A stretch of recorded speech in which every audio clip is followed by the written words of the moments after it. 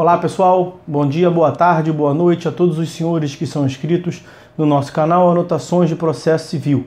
Se você ainda não é, eu sou o professor Arthur Vieira e depois que eu concluí o meu doutorado em Direito Processual, eu resolvi me dedicar a esses veículos de comunicação para que eu pudesse transmitir aos senhores conhecimento jurídico de qualidade e de forma gratuita.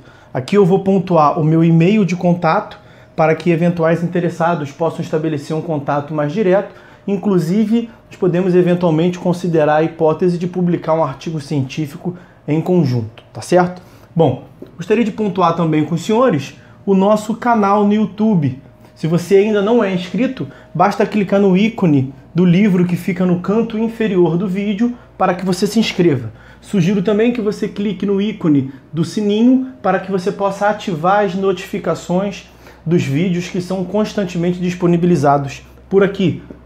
Gostaria de apresentar também aos senhores a nossa plataforma acadêmica, arturvieiracursos.com.br, arturvieiracursos.com.br, onde os senhores encontrarão cursos online de modo gratuito, inclusive com a emissão de certificado válido em todo o território nacional, tá certo? Então, após a pausa, nós vamos tratar do vídeo de hoje. Olá, meus amigos.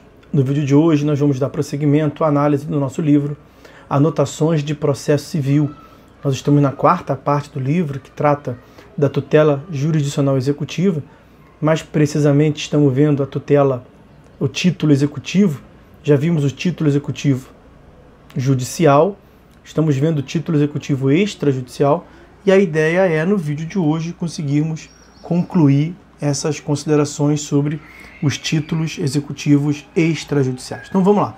Inciso 9º do artigo 784.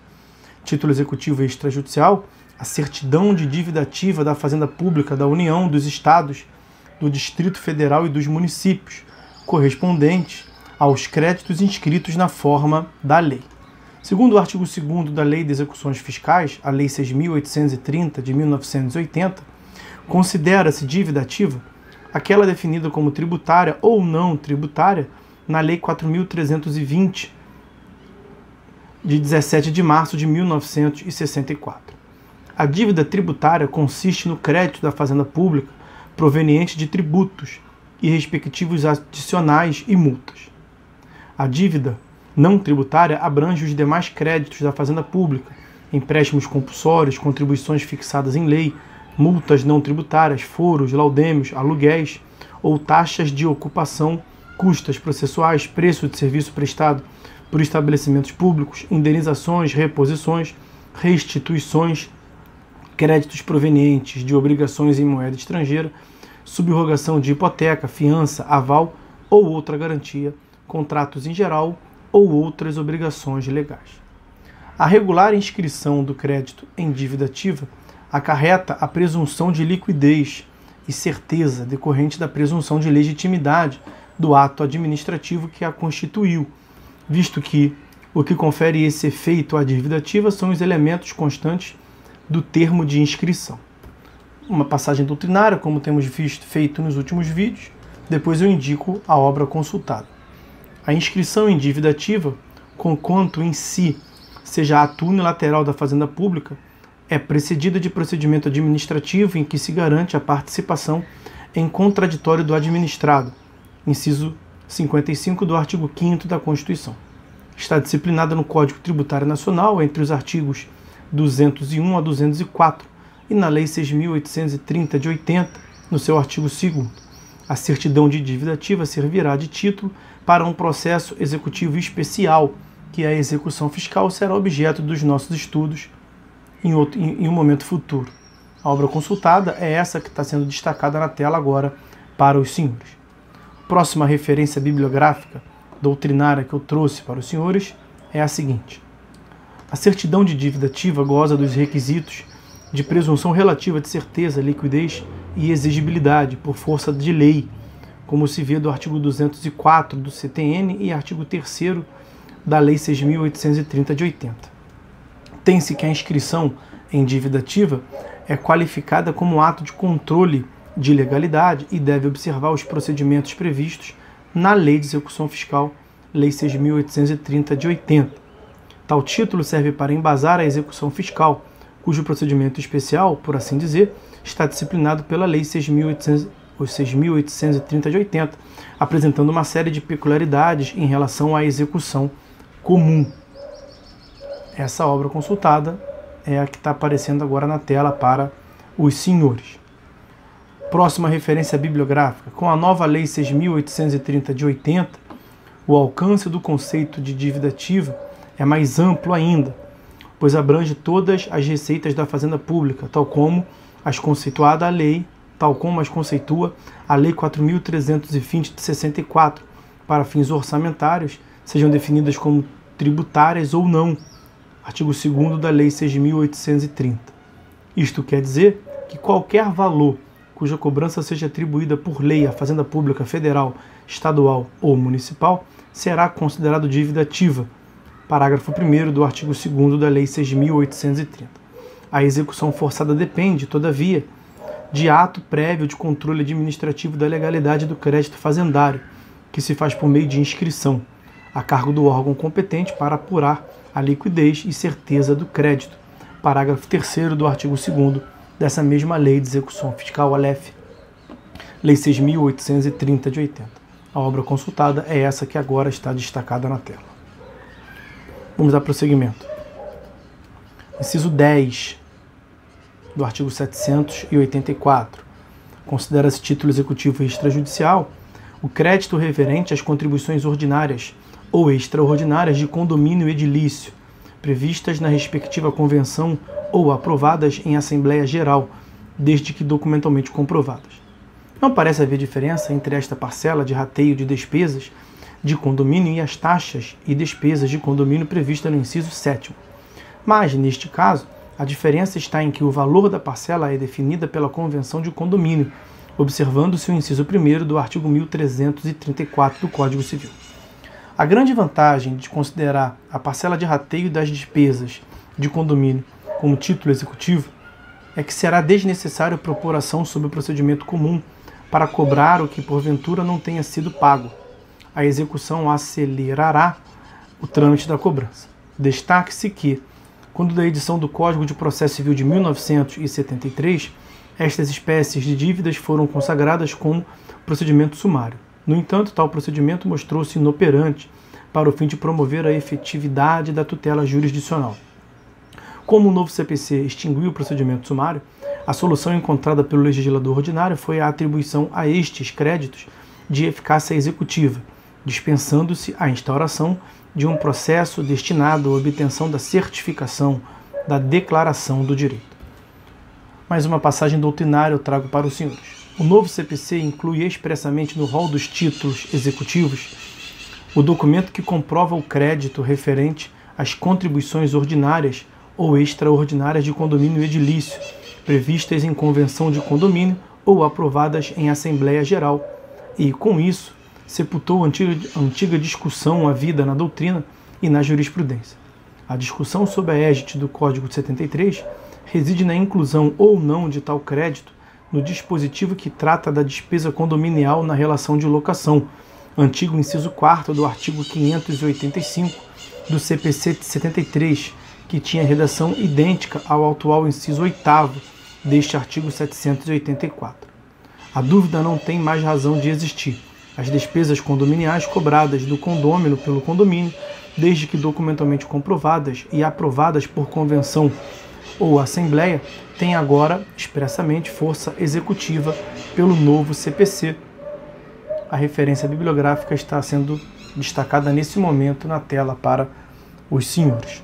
Agora eu trago uma referência jurisprudencial, que é a seguinte. Em tese, as taxas condominiais, desde que havendo orçamento e aprovação desse orçamento em convenção, podem ser cobradas pela via executiva. E aí está a referência do julgado. 11º título executivo extrajudicial, que consta do artigo 784 do Código de Processo Civil. É a certidão expedida por serventia notarial ou de registro relativa a valores de emolumentos e demais despesas devidas pelos atos por ela praticados, fixados na tabela estabelecidas em lei. Uma referência bibliográfica para os senhores uma passagem da doutrina, aspas, o novo CPC inova ao atribuir força executiva à certidão expedida por serventia notarial ou de registro relativa aos emolumentos e despesas de acordo com as tabelas de preço de tais serviços. Existem no Brasil 5 tipos de cartório: tabelionato de notas, tabelionato de protesto de títulos, registro civil das pessoas naturais e de interdições e tutelas, registro de títulos e documentos e civil das pessoas jurídicas e registro de imóveis.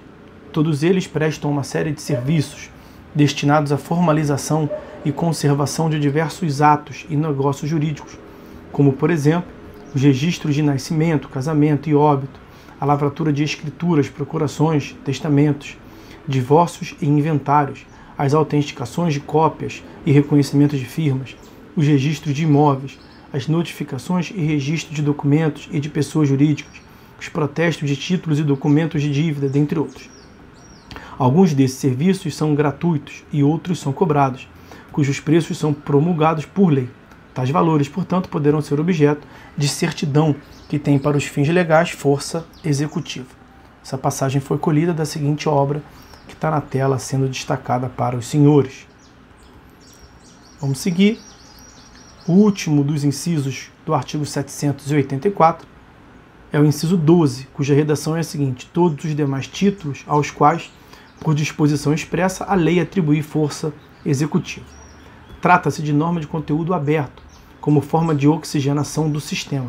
São inúmeros os títulos executivos constantes de normas processuais extravagantes. Uma outra passagem doutrinária, vejam, aspas, a nítida preocupação e o evidente objetivo do direito positivo brasileiro se colocam no rumo de ampliar as vias de acesso à execução. O intérprete e aplicador da lei não pode adotar critérios restritivos na inteligência das regras pertinentes aos títulos executivos, sob pena de adotar posição incoerente com a mens legis, inspiradora de toda a evolução do nosso direito processual. A obra consultada está sendo destacada na tela agora para os senhores. Os principais títulos executivos extrajudiciais constantes de normas externas ao Código de Processo Civil são, primeiro deles, Cédula de Crédito Rural, CCR, artigo 41 do Decreto-Lei 167 de 1967. Próxima, Cédula de Crédito Industrial, CCI, artigo 10 do Decreto-Lei 431 de 69. Próxima, Cédula de Crédito Imobiliário, CCIM, artigo 20 da Lei 10.931 de 2004. Próxima, Cédula de Crédito Bancário, CCB, artigo 28 da Lei 10.931, também de 2004. Próxima, Contrato de Honorários Advocatícios, artigo 24 da Lei 8.906 de 94, o Estatuto da Advocacia. Próximo, título, Créditos dos órgãos de controle de exercício de profissão, artigo 2º da Lei 6.206 de 75. Próximo, decisões do Tribunal de Contas da União que resultem na imputação de débito ou multa, artigo 71, parágrafo 3º da Constituição. Outro título extrajudicial, contrato garantido por alienação fiduciária, artigo 5º do Decreto-Lei 911 de 69. Próximo, créditos da Previdência Social, artigo 39, parágrafo 1º da Lei 8.212 de 91. E o último deles, certificado de depósito agropecuário, warrant agropecuário, certificado de direito de crédito do agronegócio, letra de crédito do agronegócio, certificado de recebíveis do agronegócio, todos previstos na Lei 11.076 de 2004. Esses não são os únicos títulos extrajudiciais previstos em legislação extravagante, legislações esparsas, mas são os principais. Com isso a gente encerra o presente vídeo e também a reboque a análise dos títulos executivos. No próximo vídeo nós vamos começar esse tema, requisitos essenciais da obrigação retratada no título executivo, certeza, liquidez e exigibilidade. Bom, mas isso são tópicos que serão abordados nos próximos capítulos. Por hora a gente vai ficando por aqui. Forte abraço a todos e até a próxima.